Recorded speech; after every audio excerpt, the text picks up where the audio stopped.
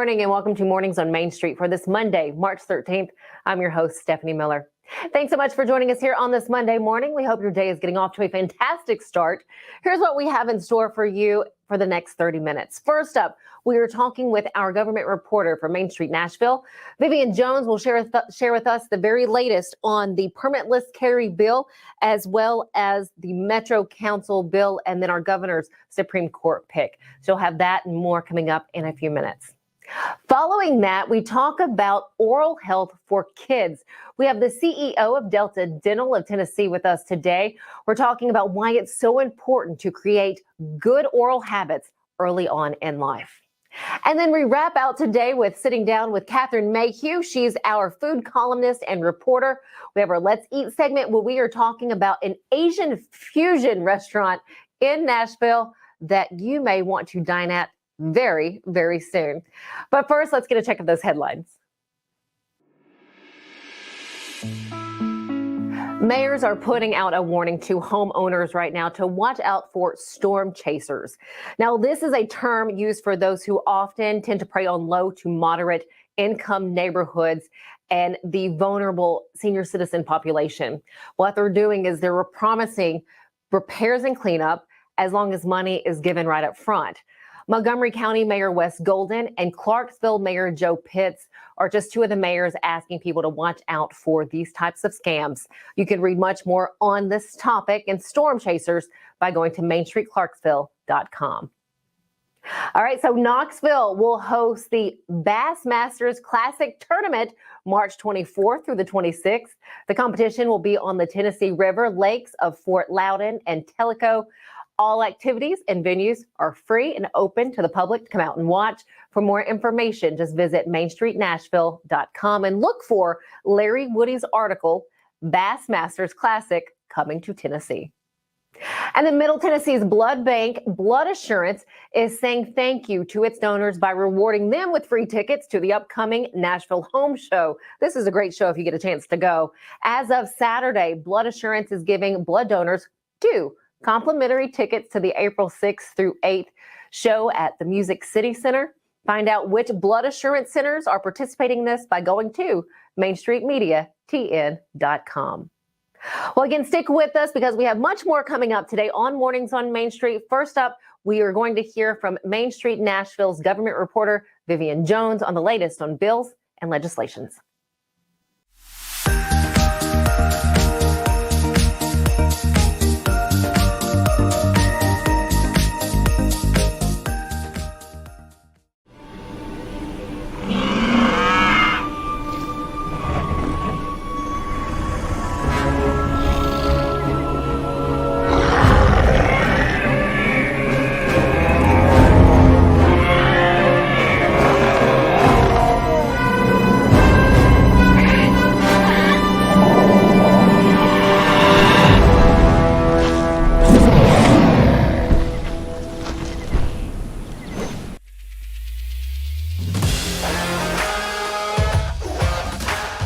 In Music City just hits different. It's one big honky-tonk party. It's the sea of gold in the crowd. The goals, the saves, the celebrations. It's an experience like no other. Don't miss a minute of the action this season. Visit NashvillePredators.com/tickets to get your seats today. That's NashvillePredators.com/tickets. And we'll see you at Bridgestone Arena.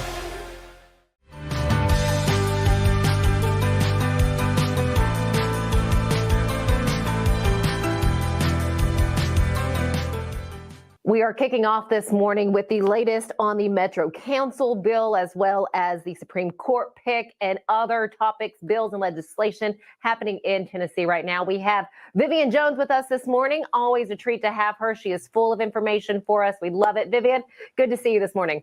Good morning. Good morning. Yeah, last week, tensions are really rising between Nashville and the state once again.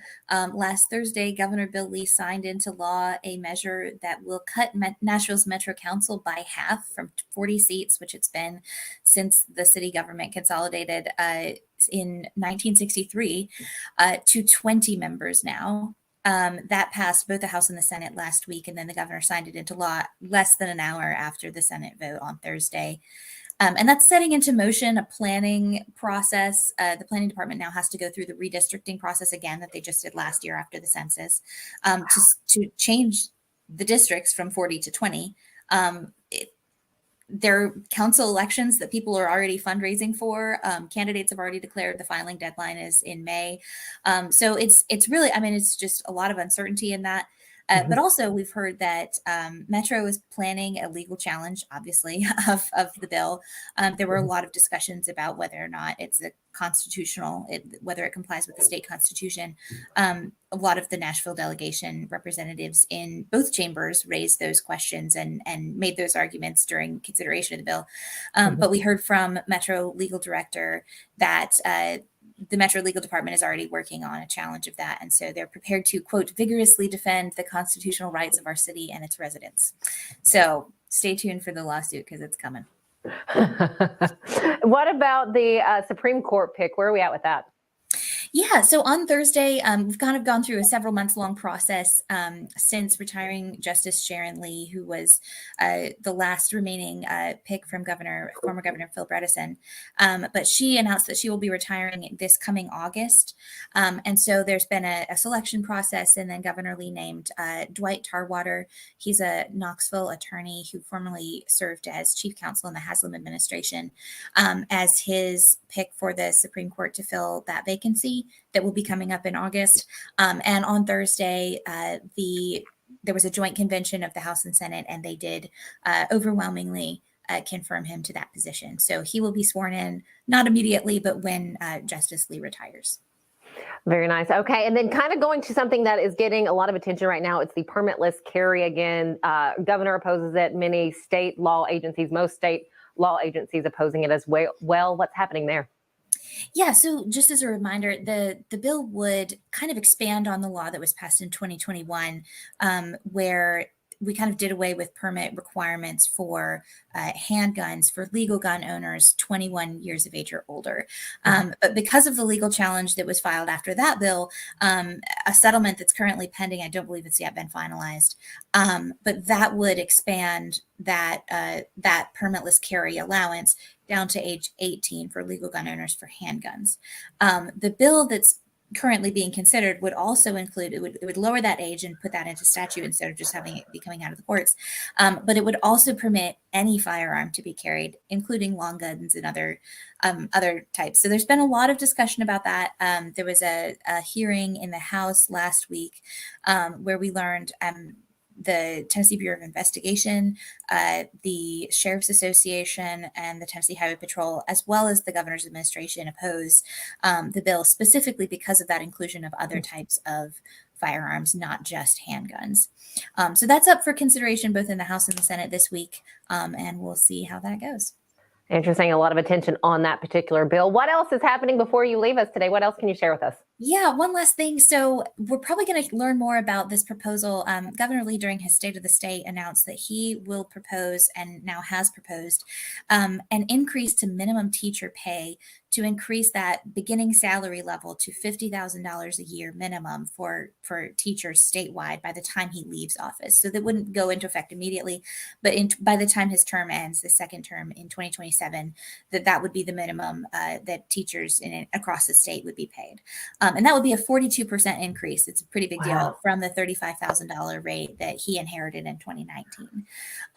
So we learned this week, though, this last week, that the proposal that he's filed, the legislation that they're discussing, also includes a provision in addition to that, raising that salary minimum.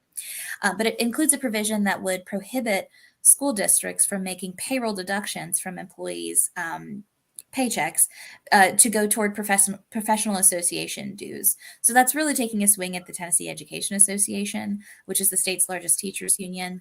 And so we'll see if that stays in the bill. There's definitely going to be more discussion about it coming up. Looking forward to hearing all the latest from you each and every Monday. Vivian Jones, thank you so very much for all of those of you who follow Vivian. And if you don't, you should. You can find all of her articles at mainstreetnashville.com. Thank you so much. Thank you. Anytime. Stick with us here on Mornings on Main Street. We'll be right back.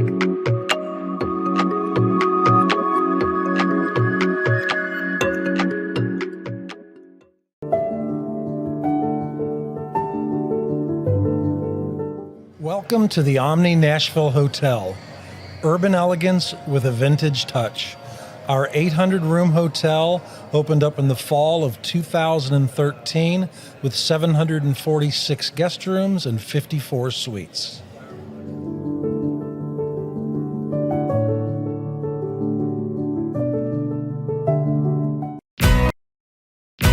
Here at Dixon Medical Associates, we've got you covered from neck to toe. Our orthopedics team offers services in sports medicine, foot and ankle reconstruction, spinal surgery, and more. We also have in-house imaging and physical therapy. Dixon Medical Associates. We specialize in what moves you.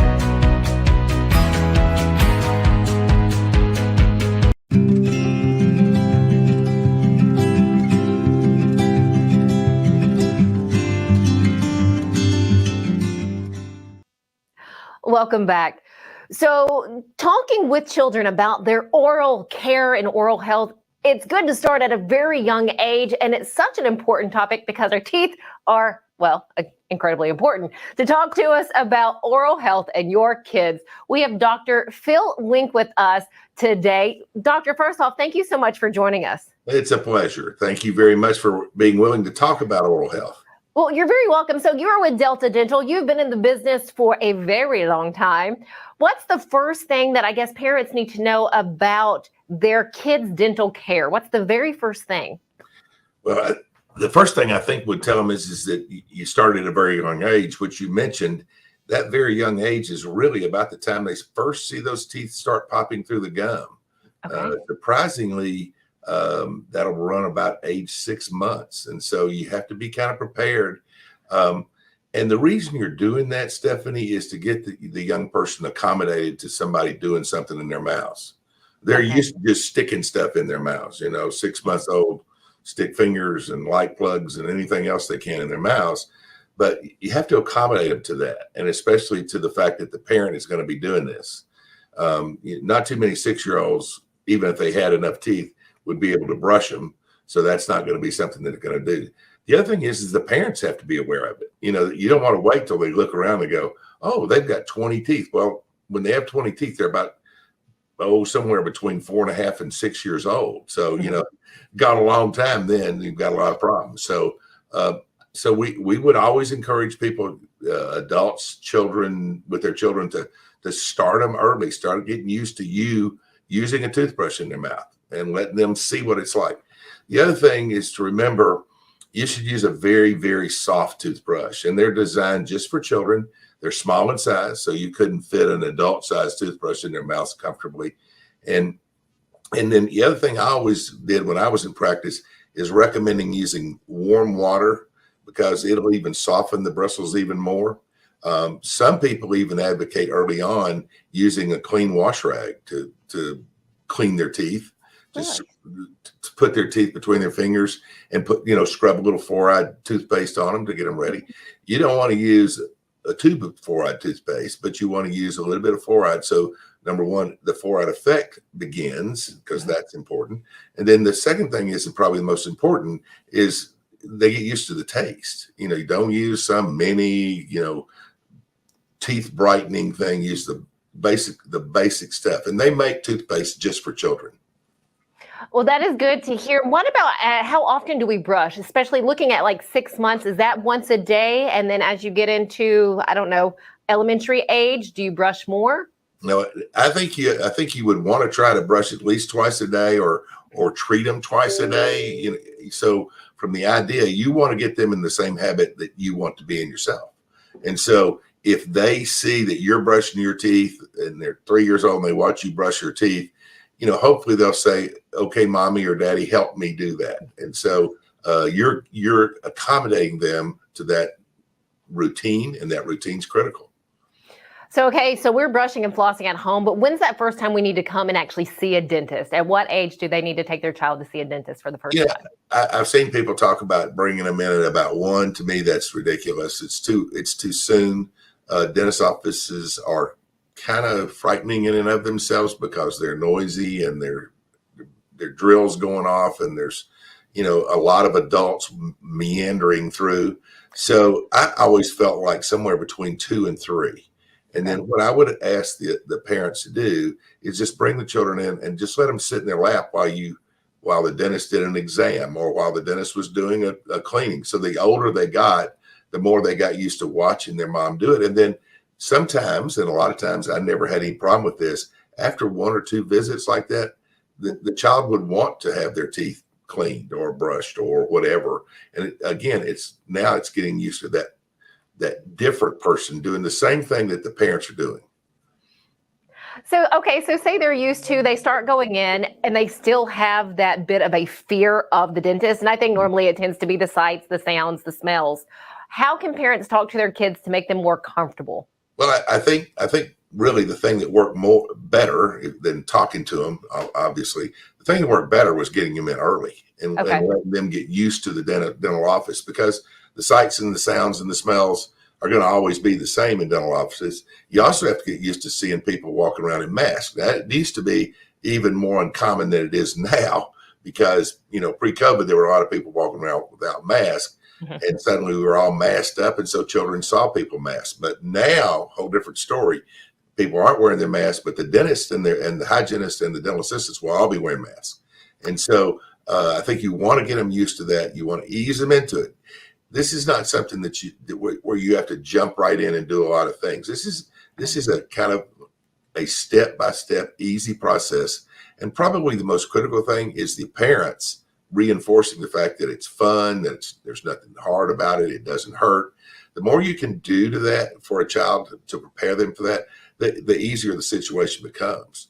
And then if they're a little fearful, honestly, having them sit in their mom's lap while you're doing some of that basic cleaning, you're not doing anything that's of any dramatic effect. So you're really just running a little, the hand piece, which is a lot of people call it a drill, but it's a hand piece that has a little rubber cup on it. You're just rubbing it around on the teeth, and you can do that.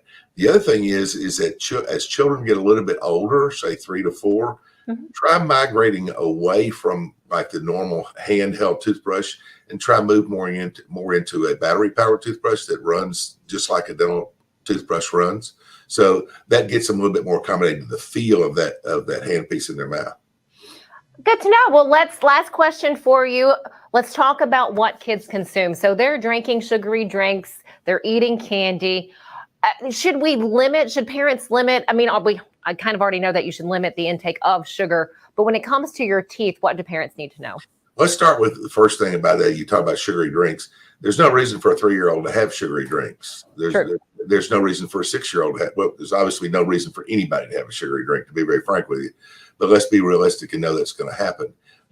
You find more and more people now, and over the last 20 years, certainly drinking water is a more common thing when people even go out to dinner. I see young people that'll order water instead of like a Coke or things that we used to think about. That's really the thing that we ought to always keep in mind. I find a lot of homes, that's what the children drink. They drink water. Now, remember, there's a couple of advantages of water. Everybody needs water. You got to have water. It's very important. You don't have enough water and you will die. So those are things that are very important. But I think not changing routines and using water as not only just a health drink, but also to get them to accommodate to drinking with their meals. That's really advantageous. The other thing water does, if you really think about it, is the way decay starts is it has to have some sugar base. So there has to be something for the bacteria in your mouth to use to eat, to basically create a hole in a tooth. If you're using water, you're drinking water, it not only is it good for you, but it also washes your teeth. So there's a certain amount of cleaning effect that comes with just drinking water. Good to know. Dr. Wenk, thank you so much for all of this information. Cannot wait to catch up with you next time. I get a lot of great information for parents there and for kids to know. So again, Dr. Phil Wenk with us. He's the CEO of Delta Dental of Tennessee. Thank you again for your time. My pleasure. Great to see you. Yeah, see you soon. Stick with us here on Mornings on Main Street. We have a whole lot more coming up right after this.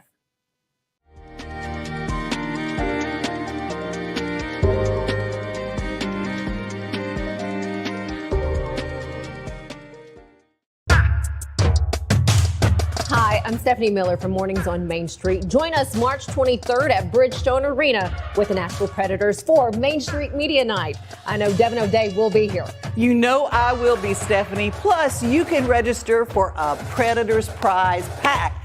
They were going to call it the Hockey Hootenanny, but they changed. So that it's going to have 4 tickets and food vouchers. You got to register to win. We're looking forward to seeing all of our Main Street Sports Today fans, right, Chris? Absolutely, we are. And we could not do this without, of course, our owner, Dave Gould, and our friends here at Smashville. Speaking of, Where is Dave?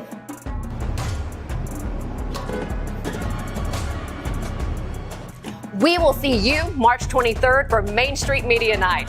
Let's go, Prince!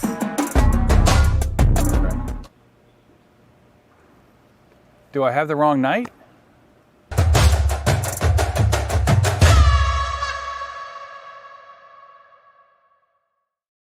Here at the Journey Louis team with Benchmark Realty, we pride ourselves on the service that we provide our clients. We believe in delivering a level of service that is above and beyond what is expected. We don't cut corners and we are always available. We are committed to learning and continuously sharpening our skills. We're social media experts, we're tech savvy, and we embrace change. It is our unending desire to be our client's realtor for life. We are the Journey Louis team, leading you home. At Miss Lucille's, we go for apple pie. A place that feels like a home away from home. A comfortable place to bring your family from out of town. It's a place where great conversations are had. It's a place where you can shop 200 small businesses in one location. It's a place for you to shop for gifts for any occasion or just to treat yourself. Come on down to Miss Lucille's. You'll be glad you did.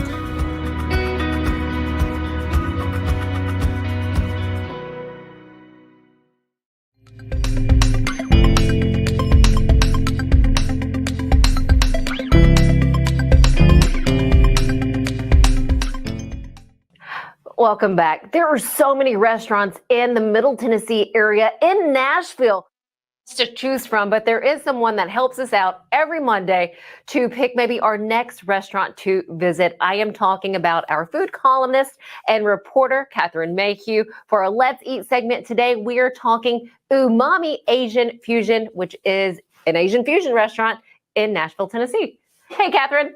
Hi, how are you? Wonderful. How are you this morning? I'm great. So we're talking umami. What was it like? Is it good? Well, it's very good. It is a combination between Korean food and Japanese food, not combined necessarily, but Okay. the owners hail from Korea and Japan, so that's why. And the thing that attracted me initially to this, although I love Korean food in general, was they're one of the few places in Middle Tennessee that serve Korean fried chicken. Oh, that And sounds delicious. How is it, that done? Like, how do they do it? How do they well, it's create there's it? an interesting story behind it. During the Korean War, soldiers from the U.S. around Thanksgiving time missed having turkey because there are no turkeys in Korea. And so they made themselves fried chicken and they shared it with their Korean counterparts. Well, at the time in Korea, chicken was extremely expensive. People would use it sparingly, like to extend a soup or a stew, and they had never heard of frying it at all.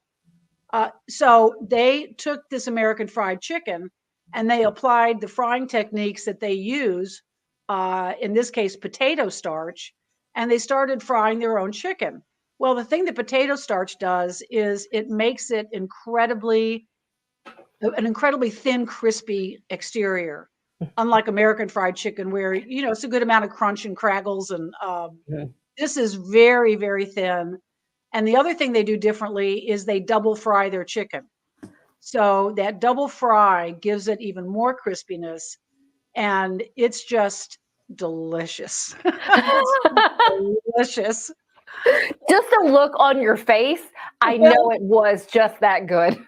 Well, you can get it naked with no sauce. Okay. But you can also get it with either a spicy sauce or a soy garlic sauce, which is what I ended up doing.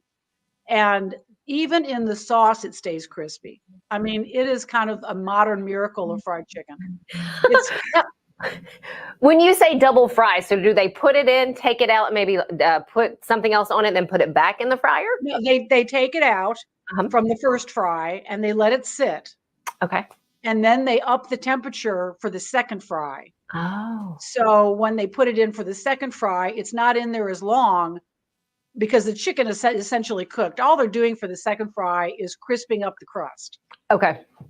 And it is, if I were having a March Madness party, you can order this in quantities from 6 wings. They do this normally with wings. You can order 6 wings or you can order 50. And if I were having a March Madness party, I would so be over there ordering this. For all the guys listening to this right now, or ladies too, all of us, again, you heard her, you heard Catherine, March Madness, if you're having a party, this is where you need to get your wings. And they do a lot of other things. The Korean menu has classics on it. It has bibimbap. It has bulgogi.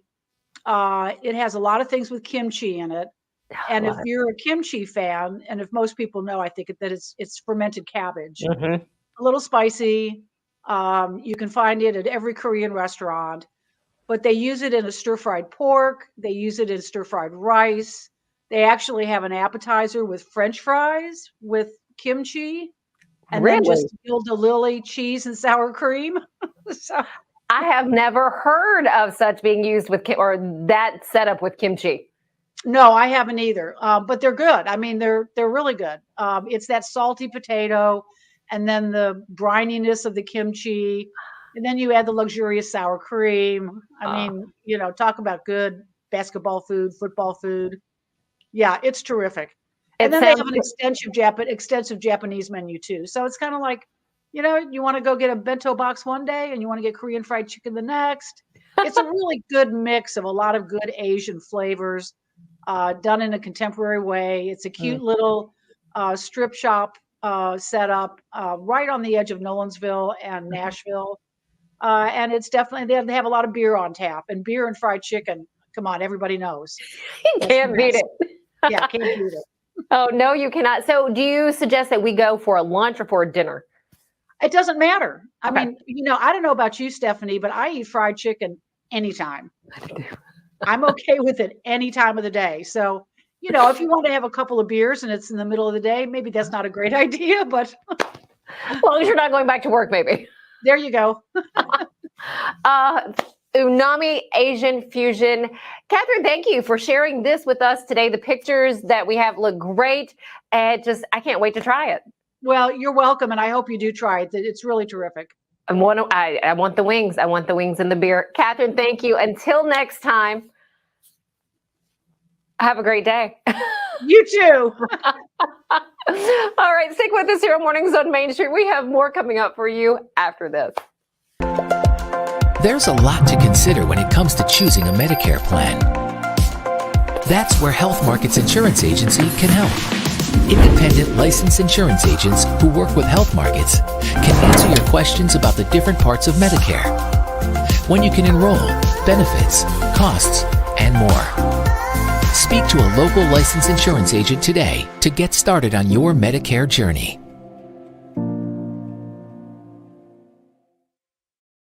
Thanks so much for joining us here on Mornings on Main Street for this Monday. Hope you have a wonderful rest of the day, and we'll see you back here tomorrow.